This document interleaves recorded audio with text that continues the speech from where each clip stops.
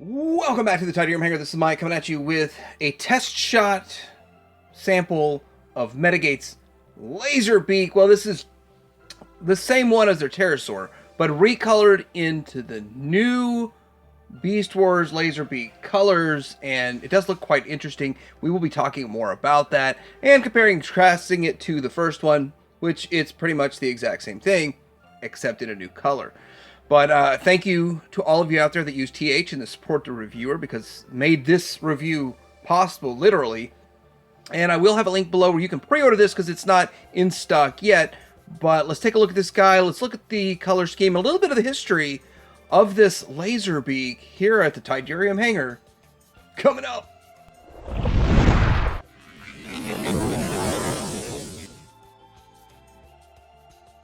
Starting out, just going to say I usually talk about the box and the packaging. Since there is no box or packaging, let's just do a quick 360 of this guy, see how he looks, because I think it looks really good. The blue, the orangish red is quite striking, matches the colors of the character from back in the day.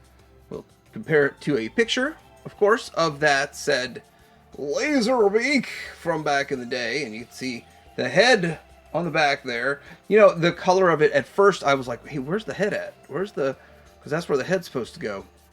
Because the color is so blended in, it actually is way different. So it's not the same paint hits in the same places, so it will be quite a different experience.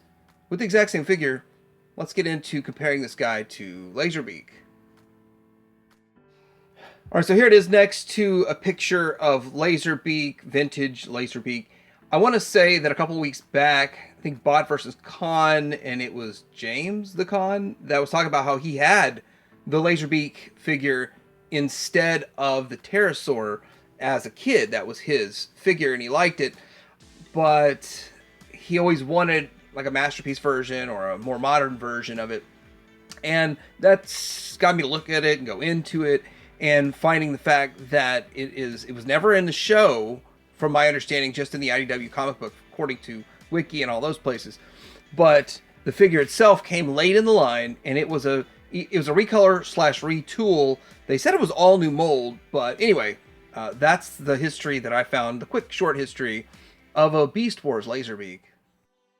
And to save myself probably about an hour of time flipping the other one back and forth and back and forth and back and forth, this is just a picture of the first version, and you should see the color differences, the color variation in it, but you still have all of that detail in it. I like the super clean kind of cartoon look, which you do get that on the thighs, and you get that on sort of the forearms. Everything in the alt mode is going to have kind of the scaly look to it and more of a real world look to it, which still, it does look good. It does look fascinating. Me personally, if I were to pick, which I know that that's not what this company does, they don't make it super cartoony, but I would have chose super smooth and super cartoony, but I actually think more people like it with the scales more. Anyway, there's a comparison. So one of the comments on my first video was that we don't need Takara or any other company to make a Terrorsaur, even though I would rather have one that's more smooth and probably matches the cartoon a little bit more. This is all I need in a Beast Wars collection. More or less, I don't want to buy 3 or 4 different versions of the same color, but if you give a different color, it's really enticing to get it in another color. I do kind of like that. And with that looking pretty good overall with these, the paint apps that are hit here, look, there's stripes, where on the other one they were dots, which again, when we get to the alt mode comparison, we will see all of that. And I need to, this came untabbed, and I didn't get it tabbed back in just right, but there it is. And yeah, good looking figure overall. I do have the accessories on him already, so let's go ahead and get into some accessories here. His small laser pistol, which in my little bit of short research, I believe that's the only accessory that came with the LAZORBEAK in the vintage Beast Wars line. Looking at these fingers, they open up here. This tab doesn't tab in super well. I think it might do better on the other side, which actually I think that's when I did the other video, I think I had it in the other hand, but I guess I should review that video. But I can't get it to fully tab in there. Maybe, and I've noticed you have to put a lot of pressure on these tabs but the fingers hold it in place fine. But the weird thing is, and I don't remember this from the first video, but the thumb, it literally just goes thumbs up. I guess when we get to articulation, we could talk about that, but it literally just does a thumbs up. And it's no more movement that I can get it to do. I mean, I'm looking at it, and it's molded as, and I believe is it die cast? It's molded as just no more movement in that thumb, which I thought was kind of weird. Maybe I'm doing something wrong on it. I just don't remember that from the last one. Anyway, the other accessory is this larger gun. So same ones as before. For some reason, I was thinking that the accessories were going to be different, but I think they're exactly the same as before, just different hits of paint apps, different coloration to them, of course, because it's different color. And these, I think, are exactly the same. And I've got them tabbed on here. Little quick tip. The tabs are really tight to get in. At least it's always tight the first time, right? So put it like this and push down on it, and you get the maximum amount of leverage to push it in there. Then you put it down here, and it's on a ball joint to rotate to however you think it looks really cool and awesome and menacing. But there's the accessories, and then we get the stand. So as you know, I'm not huge into the stand, but I can put this guy on it. I probably will not know what I'm going to do with the stand. Actually, I've got a place where I'm going to start storing stands so I can pull them out. I've decided it's probably useful to have stands readily available, and then he can do this. Now, why do you want a bot to do some sort of stand? So you can do stuff like this. You put them in a running pose and not worry about them falling over, or I mean something like that. Again, not for me, but some people can use this. Some people can use this and just be like, wow, that makes so much sense. That looks so amazing how you did that. And other people are like, Mike, you certainly wasted the whole point of having a stand.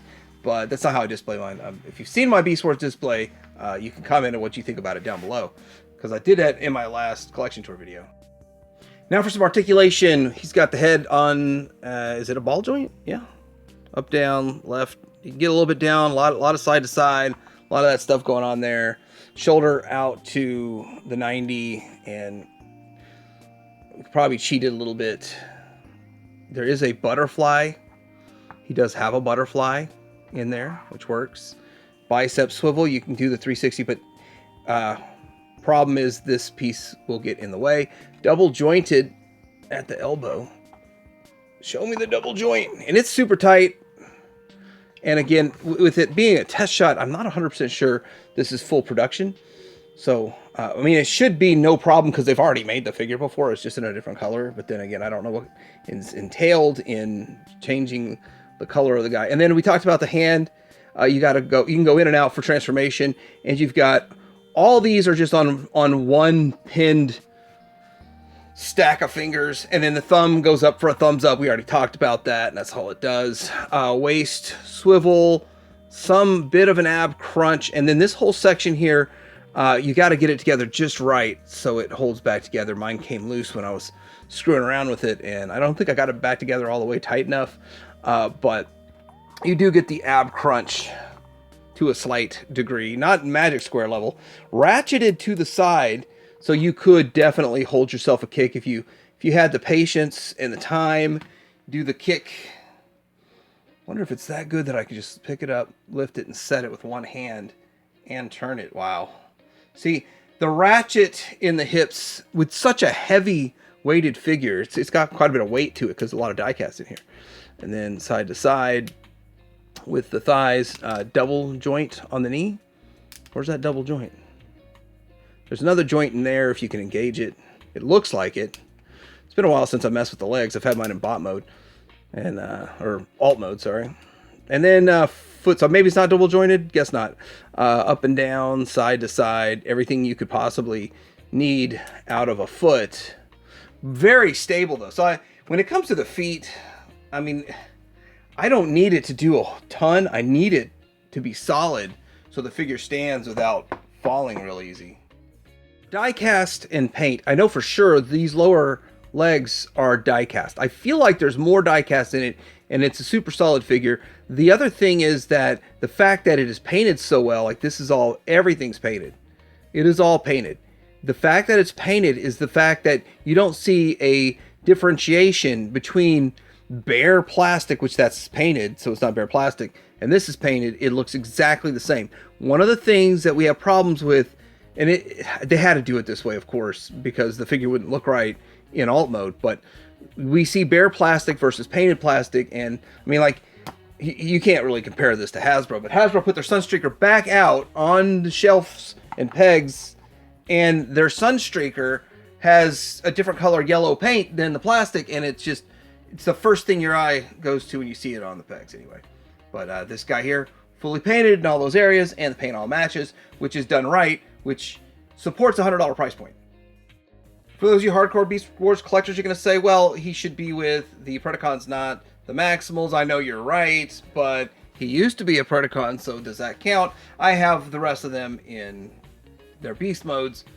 And anyway, here it is. That looks pretty good, fits in scale-wise. And as you can see, like, Takara went with a smoother, more cartoony look with their designs. This is more real-world scaly. This super smooth look to it is kind of what I like the most, but I still feel like this fits in fine, and I still feel like we don't need any other company to make this because this one's already nailed it. Some people might disagree with me on that one, but let's swap out this Prime and put in, and I like the idea that we've got like Transart over here doing their thing, and I always have trouble with these blast effects staying in place the way I want them to, probably because of the display and stuff, but there that is. Scales well, looks good, gets the job done, and LAZORBEAK. Here he is in his Pteranodon mode. Is that how you say it? It's not a pterodactyl. Pteranodon. Well, reminds me of Swoop a lot. Swoop is my favorite Dinobot, one of my favorite figures in Transformers. I don't really like birds in real life because, you know, they poop on your car and stuff, but for this, it's a lot of fun. The flight, all of that. Oh, transformation, I have a video of the first one. I'll link down below. It's also on ShowZ. There's a link on ShowZ. So anyhow, for that, saves us about 15 minutes of time fumbling with it. But let's get into really quick. The transformation's actually easy. It's just getting all of this section here to line up.